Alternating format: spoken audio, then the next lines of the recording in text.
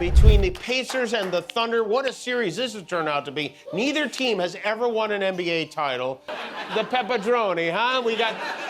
There were some sweet moments at the parade, like this child learning to operate a bazooka. You know, after all his talk about how this wasn't a birthday party for him, it kind of seemed like a birthday party. Saturday, Trump had this, his much-anticipated stupid Sweet 16. It was supposed to be a moment of grand celebration. Former President Donald Trump, never one to pass up an opportunity for spectacle, had reportedly arranged a lavish birthday parade at Mar-a-Lago, complete with a military-style band, gold-trimmed floats, and thousands of hand-picked supporters donning red hats and waving oversized Trump 2024 flags. But what was meant to be an extravagant show of dominance turned into one of the most humiliating episodes in recent political memory, and it all unraveled on live TV. Jimmy Kimmel, who has sparred with Trump through monologues for years, did what no cable news network dared. He aired never-before-seen footage and internal memos that pulled back the curtain on what actually went down behind Trump's birthday extravaganza. What began as a few jokes quickly spiraled into a full-on takedown, revealing just how orchestrated, artificial, and ultimately desperate the entire parade had been. Which I have is it makes me root for both of them because I've never won an NBA title either. They know those things fly, right? I mean, he's holding the pizza like it's a pizza. Who had the, and money, somewhere around $50 million. It was boring. It was basically a $50 million version of when a 5-year-old. According to Kimmel's segment titled The Parade of Delusion, most of the so-called crowd was not made up of genuine supporters. Instead, they were allegedly hired participants, many bussed in from out of state, with dozens reportedly offered hotel rooms, free meals, and $150 in cash to enthusiastically cheer whenever Trump waved. Video leaked to Kimmel's team showed a chaotic pre-parade scene where event managers scrambled to position people, handed out signs, and coached them on what chants to yell. One clip even captured a frustrated staffer muttering, "This whole thing is a circus." What made things worse was Kimmel's cutting commentary. As he played clip after clip, the audience laughed not just at Trump's obsession with optics, but at the sheer lengths his team went to fabricate the illusion of love and loyalty. At one point, Kimmel highlighted a segment where Trump demanded that a golden golf cart be used instead of the assigned black SUV because gold looks more presidential. The crowd roared with laughter, but it was the final blow that sent Trump into an uncontrollable rage. Kimmel aired a leaked memo allegedly written by Trump's longtime aide stating that the parade must be at least 20 minutes longer than Biden's Delaware event, and that optics of size matter more than sincerity. It's exciting. We're now one step closer to finding out which winning town, either Indianapolis or Oklahoma City, will host a much bigger parade. There were flyovers, there were comb-overs, the whole thing.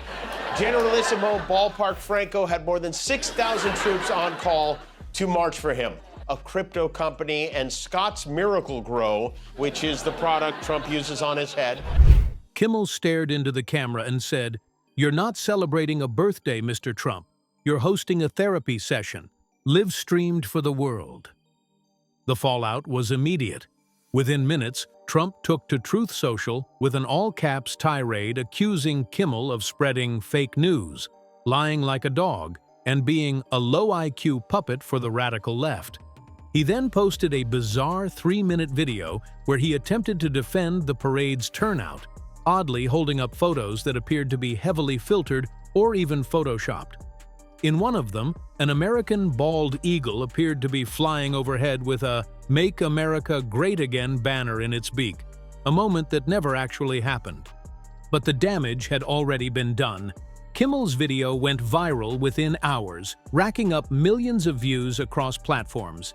Hashtags like #TWOW Parade of Delusion and #Cha Trump Birthday Meltdown began trending, with users sharing memes, reaction clips, and satirical edits of the event. Even some right-wing commentators found it difficult to defend Trump's reaction, calling it overblown and counterproductive. Behind closed doors, sources at Mar-a-Lago described Trump's mood as volcanic.